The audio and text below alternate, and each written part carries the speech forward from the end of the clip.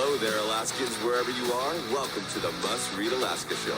Coming to you from somewhere in Alaska. This is the place where we talk about, you guessed it, Alaska. Where we keep the mainstream media on their toes and where we are standing up for what's right in a world run by leftists. You can find out more by heading over to mustreadalaska.com and also checking out the Must Read Alaska YouTube channel for some really great content. But first, let's get this party started. Well, good morning, everybody, and welcome to the Must Read Alaska show, coming to you from somewhere in Alaska. It's a beautiful day in South Central Alaska. We have had this gorgeous weather with all this great fire hazard. In fact, we had a fire up there on the hill up at Rabbit Creek, a house and some acreage last night was burning kind of in a serious way. Looked like that house was probably destroyed. We'll get some more information on that later. But we have a guest with us today on the Must Read Alaska show. We do not have John Quick with us today, my co-host. He is out sick. He's just taking a day off. He's going to hang out in bed or out in the sun or something and get some vitamin D and get better. But today we have Jeff Lowenfels on our show with us, and I'm very excited to welcome you to the show, Jeff. Thanks for coming on our show. My pleasure to be here today, and thanks for doing this. It's a tough campaign without this kind of interaction with voters. Right. And so, Jeff, you are running for Congress, and you are one of 48 people who are running for Congress. That is a lot of people. That's a lot of noise out there. It's a lot of distraction and trying to get your message out. You've done a fairly good job of getting your message out. I must say, I gotta hand it to you. The one thing that I noticed that you did is that when the ballots went out, you were right there. You got something out in the mail, and you got it in every mailbox, I presume, of likely primary voters, a piece about yourself. And in fact, I have a piece that came in the mail the other day, just so you can see it there. That's so much more than a gardener. Yes. Yeah, so much more than a lawyer. So much more than you're a member of a speaker's bureau as well. You've got a lot going on here. And you also brought pizza by the slice to Alaska, I see. Right.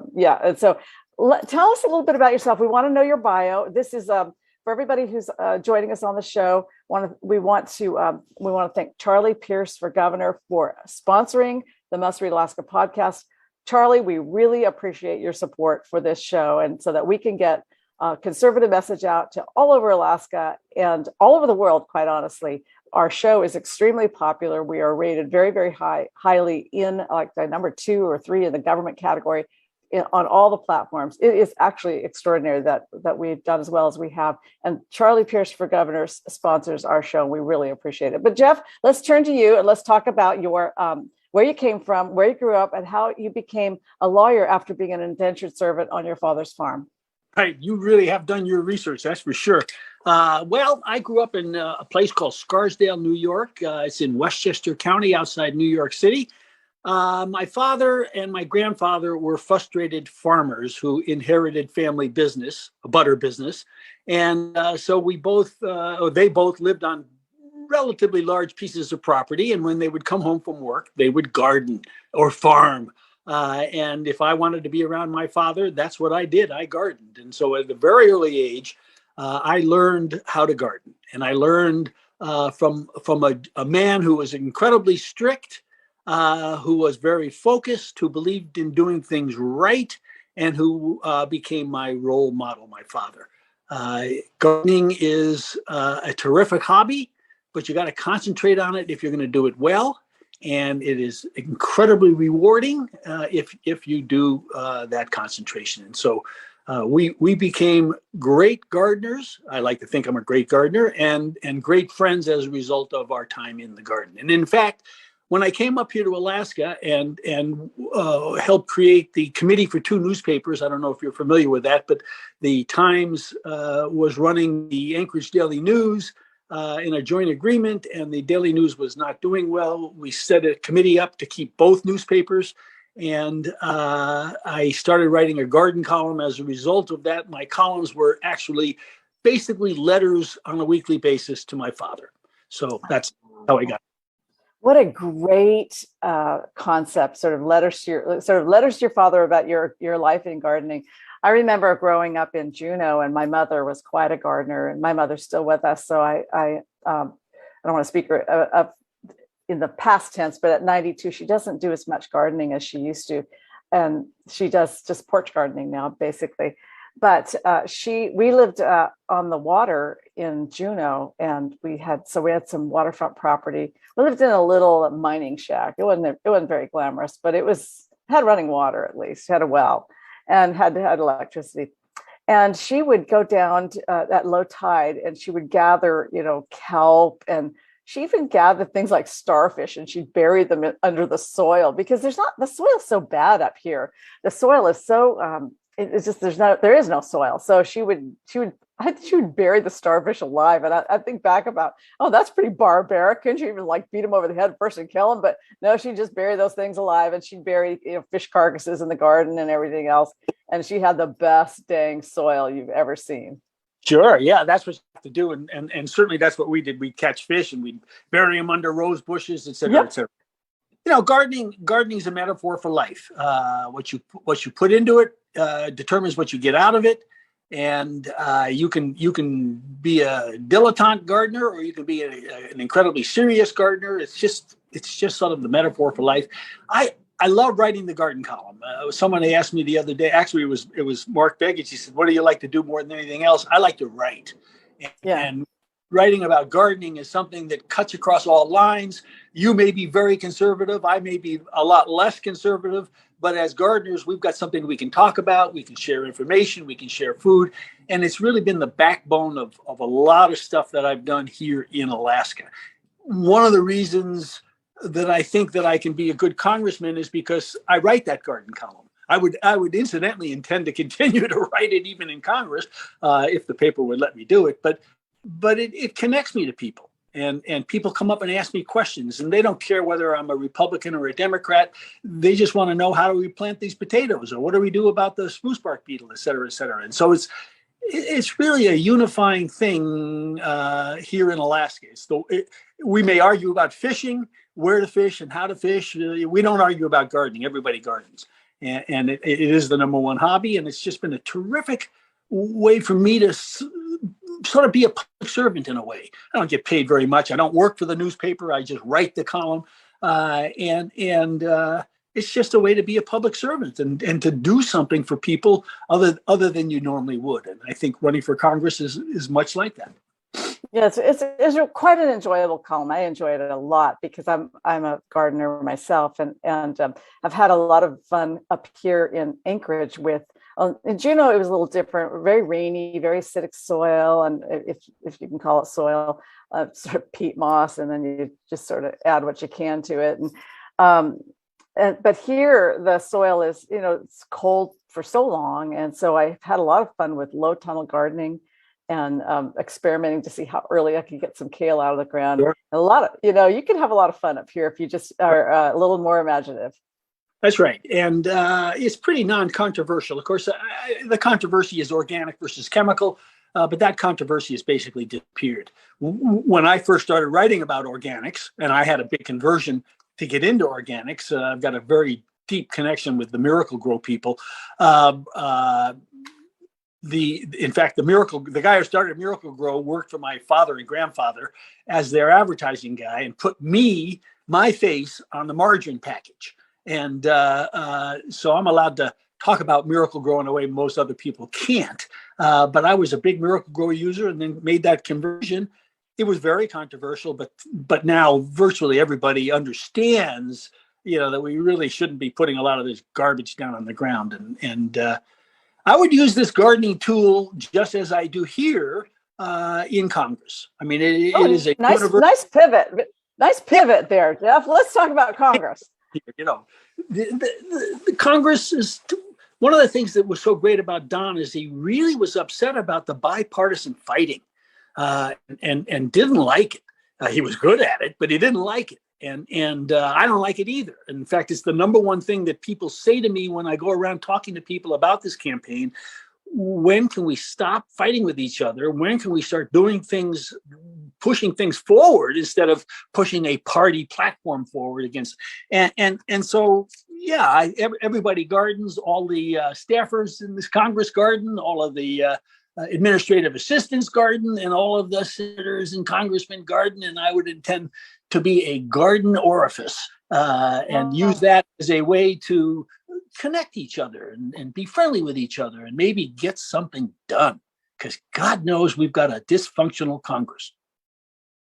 Well, and we have for a long time. I don't know that it's more dysfunctional than ever. I think that perhaps we have a Congress that has a speaker who is maybe more divisive than others have been in the past. She's so disliked by the right, and just her personality is, and some of the things that she's done has been so distasteful to the right. But there have been some speakers that have been a little easier for us to get along with, and probably going to see a pretty big switch in Congress.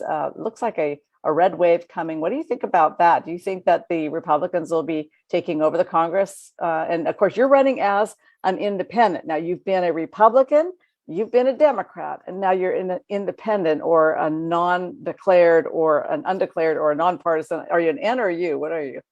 I'm a nonpartisan. Yeah. Okay. Nonpartisan. Yeah. You're an N. And I've always believed the issue is what should control, and the person should control, not the party platform. And that's just how I approach things. And so, yeah, depending on what primary I wanted to vote in, and I would switch back and forth. The question, of course, is what would I be in Congress? First of all, let me answer your question. I'm not sure quite yet whether the Republicans are going to have the landslide that was predicted before Roe v. Wade shenanigans started to appear. It's going to be a very, very fascinating race, and of course we'll all follow it very carefully. We can see it right here in our own senatorial race, for example, the vast differences, and even in this congressional race, some of us don't believe that the president is president, and some of us do believe the president's the president. So it's it's obviously a big vast change. But whatever happens, I have to decide which party I would caucus with, and that's a very tough decision. Part of it would be after consultation with our senators. What would be best for Alaska? Would it be a good idea maybe to have one of us in the Democratic tent? That's a tough one. That's a very, very tough one. I have to really consult with a lot of people, including you, as to where I would go if I was elected. It's a very difficult decision. Well, I'll just say that Alaska has had somebody in Congress since Nick Begich the first. He was a Democrat, but he was a conservative Democrat. I think he was pro-resource development, and he was probably pro-family, and probably, I would imagine that he was more traditional than some of the Democrats that we're seeing today and what they're bringing to the table. Yes. And then we've had 49 years of Don Young, and Don Young is kind of I don't know, he was a very bipartisan Republican. I mean, the Democrats hated him quite a lot in the later years. You saw the Elise Galvin attacks on him and so forth. But the unions appreciated that he was always bringing pork back to the state. And so they were cautious about not supporting him. And we haven't had a Democrat for 50 years. So that would be an interesting move for you if you caucus with the Democrats as an independent. How do you even get them to sort of support you in doing that? I don't understand how that works. I mean, you'd have to work it out. I'm not sure either. The one thing I went to school with Chuck Schumer. So maybe. Oh, I'm so sorry. Do that. Maybe he would help. We were not. No, he's in the other body, but yeah. Okay, I get it. That's what I'm saying. But yeah, we're not. It's not like we're the best of friends. Let me tell you that. I tried to get him to come up here to see Anwar, and we were actually standing at separate urinals as I was asking him, come up to Alaska. This was during a reunion. And he said, I can't do it. I've tried for years and years and years to get him to come up and just see Anwar. Now, you talk about conservative and liberal, et cetera, et cetera. I don't know what I am. I am clearly for oil development in Anwar. I have no problem with that whatsoever. NPRA, we should develop the whole thing, not just the little portions of it. I think Biden made a mistake taking it away. I represented oil companies. I was Conoco's attorney when they were developing Milne Point. I represented a lot of oil and gas companies. Of course, I did the Yukon Pacific project, which was a big gas project. So I'm all for development. I know we as Alaskans can do it properly. We've done it in the past. We'll do it in the future. We need jobs. We need an economy. I am all for mining. I am all for oil and gas development, although I've got a couple of different ideas about it. So I don't know if I'm a conservative or a liberal as far as you're concerned in that regard. But I've got a very deep background in natural resources. People think I'm just a gardener. But in fact, I've represented every single state agency as an assistant attorney general that had anything to do with natural resources, from the Oil and Gas Conservation Commission, Oil and Gas Division, Division of Lands, Division of Minerals and Energy Management, DEC, Fish and Game. I represented them all. And I learned the issues that we face as a state with regard to natural resources development here. So I've got a great background in that regard. I'm a little bit dismayed that some of the issues that I was dealing with back in the late 1970s are still there. Land withdrawals that should have been taken care of and cleared up a long time ago, all that kind of stuff. We just get screwed by the federal government. So my philosophy is this. There are really three things that you have to do as a congressman from Alaska. The first is you've got to make sure that Alaska is not forgotten during the legislative process. Now, I read statutes for a living. I don't think anybody else who's running for this office does. I understand the importance of legislative history. I understand the importance of shall versus may. As I say, I read statutes as a living. I'm a lawyer. I'm an attorney. I can't help it. That's what I am because I wasn't capable of becoming a doctor. I'm so sorry.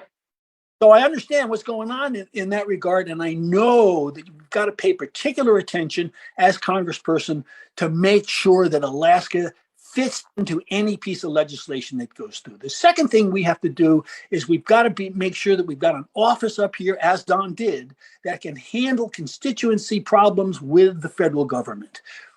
We deal with the federal government more than any other state.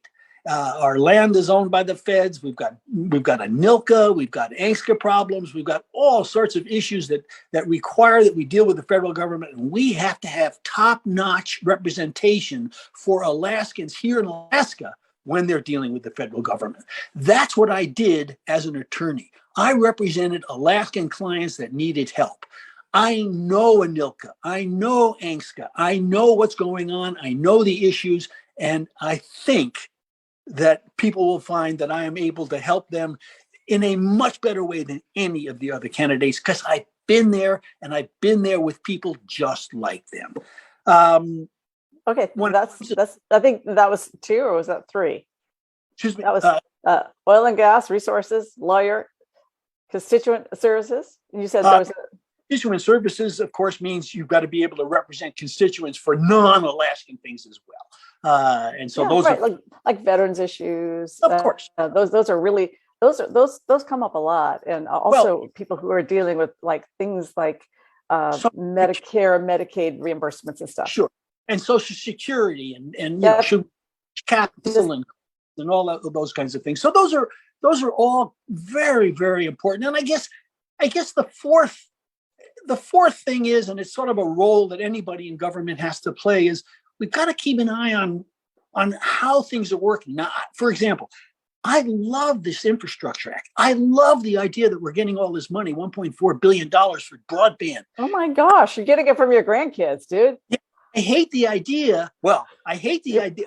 We need it here in Alaska. We're building poverty in by not having internet. So I don't care if the grandkids have to pay for it. We need to have it so that they can pay for it. But as far as I'm concerned, we're fighting with each other.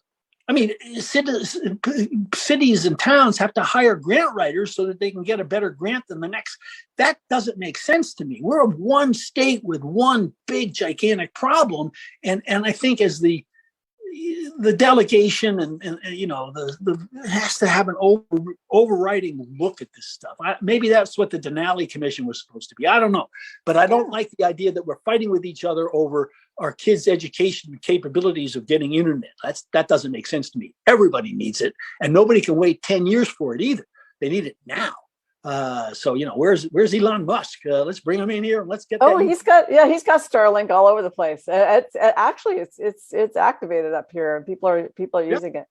So that's very interesting. And you and I differ on that infrastructure package. But Don Young was one of 13 who, he actually pulled the Republicans together and pushed that over the line for the Biden administration. And Joe Biden gave him credit for that. And so in some ways, some people appreciate that. I know there are a lot of people who are looking to tap some of that money for their projects, for their nonprofits, for their, like you said, for the growth of internet and broadband in Alaska. There are other people who say we're going to be printing money for a long time. And while we've watched the cost of all of our goods and services go this way, we've watched the value of our dollar go that way. So the delta is starting to get really large. It's not 11%. It is a massive delta. And I don't know what the delta is. I mean, I will just admit, it's just, you feel it because you see your investments go down and your the cost of living go up. But you think that this is a good thing. You think that borrowing this money to do these projects is a good thing. For Alaska, absolutely. Yeah, I do. We've got, as Don said, we've got 39 bridges that are in bad shape. That's all the bridges in the state. I mean, we've got some problems here. And of course, we were helped an awful lot by the delegation. I mean, Ed Stevens and crew, what a terrific, we loved what he brought in here, so on the one hand, we say, we're spending too much money. On the other hand, we love that money here in Alaska. So we've got to be careful about what we do. And I understand what you're saying. We've got to be very, very careful. But when it comes to educating our kids, which is what that broadband infrastructure situation will create, and stimulating an economy in the bush that we haven't been able to have because people didn't work remotely and now they do. I think it's so important for this state. We've got to get on it. We've just got to get on it. I think everybody agrees. It's just a question of how quickly can we do it, and can we do it without competing with each other? That's a real tough problem for me. But yeah. Of course, the rural Alaska is always sort of it is at the end of the line for all this stuff. And the reason is because when you have 100 people who live in a place versus 150,000 people, that's just how that works. I mean, that's the reality of life. I don't know. Well, but change that. Also that in Alaska, we need to pay attention to those villages of 100 people. I mean, we talk about oil and gas development, etc. None of that's ever going to impact them. What's going to impact them is a renewable river generator, or a tidal power or something, things like that. And so we pay a lot of attention when you look at the things that Don accomplished his last year. You take a look at the budgetary stuff. It's extraordinary, So you're going to ask me, so what are some of the things that you like, and I'm going to talk gas pipeline and LNG and all that stuff. Really, when you think about it, that is nothing as far as the congressional duties are concerned. It's the 2 wells in Amonuk. It's the need for 4 telephone poles outside the public health. Those are the kinds of things that an Alaskan congressman has to pay attention to. I'm not quite sure how you do it. I'm hoping there's a great infrastructure back there, but it is amazing when you look at the budgetary things that were included for Alaskans by Don Young. It pales the big issues that we like to talk about, but really don't have day-to-day impact on the state. So again, as an attorney, those are the kind of details that I paid attention to. This is where I break down and cry, for the 150 years that my billable hours show my age. The joke about the attorney is not 40. He hadn't practiced for 40 years. He practiced for 140 years because he had his bills up. But the hours on his bill, we've got little teeny details we need to be paying a lot of attention to. And that's what I would hope to do. Well, let's pivot for just a second, because we're not going to agree on that. But let's pivot and see if we agree on things like the Marijuana Caucus. Of course, yes. You know that Don Young was a part and a founder of the Cannabis Caucus in the House, and so he believed in pretty widespread legalization of marijuana, and of course it's fairly legal in Alaska. And I think that's why he took a lead role on it, because our state has kind of legalized it. But what is your role? What is your position on the Marijuana Caucus? Would you join it? And would you push for federal legalization? Yes. I am the only candidate probably in the country that's written a book on cannabis. So one of my 4, soon to be 5 books is about a special kind of cannabis that grows particularly well here in Alaska, called auto-flowering cannabis. That's not what we called it when I was in high school, but go ahead. No, in high school it didn't exist, because this is a brand new 3rd kind of cannabis. Okay. Yeah, I know what you call it in high school. And yeah, you know what I call it in high school, don't you? So as far as the caucus is concerned, not only do I want to be on it, but I want to rename it. I don't like the word marijuana. I think it's a racist word. It was put in place by a guy who wanted to make sure that marijuana was banned forever. And so every time we use it, it's like putting a statue up to Harry Anslinger. So I like to call it cannabis. That's what it is. And, I'm all in favor of it. And as I say, I'm the only candidate probably in North America that's ever written a book on cannabis. It does very well. It's been translated into a couple of languages. And it is certainly something that we've wasted too much time and too much money on. Well, it's certainly changed a lot. The marijuana, or the cannabis, as you call it, that we have today is so much stronger than it was back in the 1960s when it started becoming popular in use. I mean, it is almost to the point where it is like a hallucinogen. It is that strong. And we have quite a bit of it being used in Anchorage. I mean, in every place you go. In fact, I was driving down the road yesterday, and my car all of a sudden smelled like pot. I know, it was very weird. It was just a weird thing. But the car in front of me, somebody was smoking pot, and my intake was bringing it in. And I thought, what if I got pulled over and I had to roll down my window? Would I be able to convince the officer that I wasn't the one smoking pot? It was that car. But I mean, it is actually pretty. The usage is pretty widespread, and I guarantee you, people are using it while they're driving. Yeah, and we need to, obviously, like alcohol, we need to treat it like alcohol. We have to be careful about it. Kids, et cetera, et cetera. It is getting. There are strains that are stronger. I think what I see in the future is more attention to the individual constituents in the cannabis plant. So you'll get CBD and CBGN and all sorts of different kinds of stuff. As far as the strains are concerned, use less. That's the answer. But yeah, I'm in favor of it. Again, we wasted billions and billions of dollars on a plant, folks. It's just a plant. Well, kind of like opium poppies. They're just a plant, right? Exactly. They are. Yeah.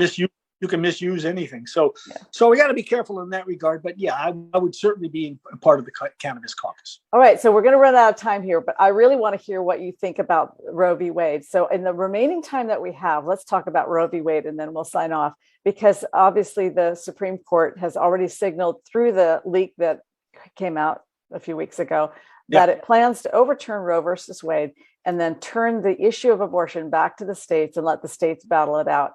And of course, for conservatives, I think that they like this decision mainly, but it's careful what you wish for, because the states are going to become the battleground. And so talk to us about how you see that as a lawyer, as a citizen, as a pro-choice candidate. Well, I won't. I am a pro-choice candidate. I don't, dance around that issue at all. I don't believe it's any of my business nor the government's business. And I always scratch my head thinking about conservative, liberal. Isn't the conservative approach, you let women do what they want to do with their own bodies, you leave it alone. Kill those babies. No big deal. Kill them. Just anyway. Cut their heads off. That's all right. Well, it depends on how you think about this stuff. But it's not as far as I'm concerned, it's not my business. It is the woman's business. Obviously her mate as well, probably. But it's not my business. not the government's business, as far as I'm concerned. Well, I mean, that's just sort of where I come from.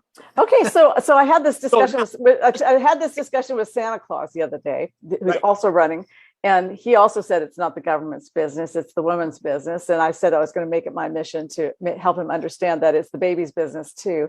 I was reading this morning that, and Santa Claus, if you're watching, this is for you as well, that in the womb at 10 weeks, the baby has teeth, and the baby's teeth are attaching to its jaw. So that's the way that it will eat when it finally comes out, and it will not have teeth when it comes out. On a very rare occasion, it does, but those teeth don't form and don't actually punch through the gum line until about 6 months. But they are in existence at 10 weeks. Isn't that fascinating? It is. It is fascinating. But I watch plant embryos as well.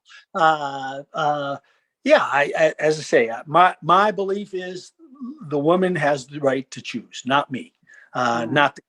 And it's the woman's choice. I really resent it. People call me a baby killer. I am just saying it is not my business. It is the woman's right to make a determination. So now let's talk about it from a legal perspective. Of course, the leak was very, very interesting. First time it's ever happened. You can speculate as to why, and et cetera, et cetera. But the impact has been almost it's been very understandable, I guess, that people who are pro would be concerned one way and people against the other way. We got to wait and see what the final is going to be. It'll be extremely interesting to see what the impact is on the issue of stare decisis, which doesn't apply to the Supreme Court, but applies to lower courts. For 50 years, this has been a constitutional right, and now it's gone. It's going to be fascinating to see how that is handled on a federal level, whether there'll be more congressional votes on the issue. But you're absolutely right. It's going to throw it into the states. Each state's going to have their own approach. It could get ugly or it could be beautiful. I don't know. Yeah, I understand that California is starting to have a program where they just pay people who want to come and get abortions in their state. So they'll be an abortion state, and there may be others that will be, and some states won't be, like Louisiana, probably not so much. No, but Alaska has a right to privacy, and I think that's although our right to privacy is written in the Constitution, and of course the big issue is whether the right to privacy is really written into the federal Constitution. So we'll be an abortion state here, I would suspect. All right. Well, listen, we could talk about that all day. And of course, the audience doesn't want us to, because they've got other things they want to do. And it's such a difficult topic for so many people. But we're kind of running out of time. So I want you to tell people how they can find out more about your campaign for Congress. Oh, by the way, before we're done, I'll make it my mission in life to change you so that you're pro-life rather than pro-choice. Okay. And so that'll be my mission in life. But tell us how we can find out about your campaign for Congress. Sure. Well, you can write me at jeff@gardner.com. That's the easiest way. Or you can go to alaskansforjeff.com. I have a Facebook page, Jeff Lowenfels for Congress. And that's about it. This has been a very frustrating campaign. When all of us got into it, I'm sure we all thought there were going to be many more opportunities to have interfaces like this and to have debates. And I certainly appreciate your doing this. It's been incredibly unhealthy, I think, for Alaska to have so many people running with the inability of the press to be able to interact in a normal kind of fashion. It's just one of those things that's happened. It's no one's fault, but it's unfortunate. Yeah, it's really difficult when you have 48 people, and then the media kind of has to make some choices about who they think is viable. And speaking of viable, and so they have very limited staff as well. I mean, all of the media, they're just running on fumes. They barely can function without having 48 interviews to have to do. And so I am so glad that you're on the show, because we have really thousands of listeners, and you will be able to reach thousands of people this way. We've got a lot of people on Facebook, on Spotify, on Pandora, and I don't want to use the A word for this gal over here whose name starts with Alexa. Rhymes with Alexa. Don't say anything, Alexa. And I think we might have lost Jeff. He just disappeared, but I want to thank everybody for tuning in today. Thank you for your support for Must Read Alaska. The donate button is on the right side of our page at mustreadalaska.com. Please keep John Quick in your thoughts and prayers. He's feeling ill today, but he'll be back with us. Hopefully we'll be back soon on that. Did we get you reconnected? Yes, I'm reconnected. Okay, good to have you back. That's all right. I was just signing off to everybody, and I was going to thank Charlie Pierce for governor again for helping us reach all corners of the state with a conservative message. Charlie Pierce for governor is the sponsor of the Must Read Alaska Show podcast. Thank you so much. And thank you, Jeff, for being on our show. John, if you feel better tomorrow, you have the show tomorrow. If you don't feel better tomorrow, I'll do the show for you. I promise. Okay. So thanks, everybody. And we will sign off now from somewhere in Alaska.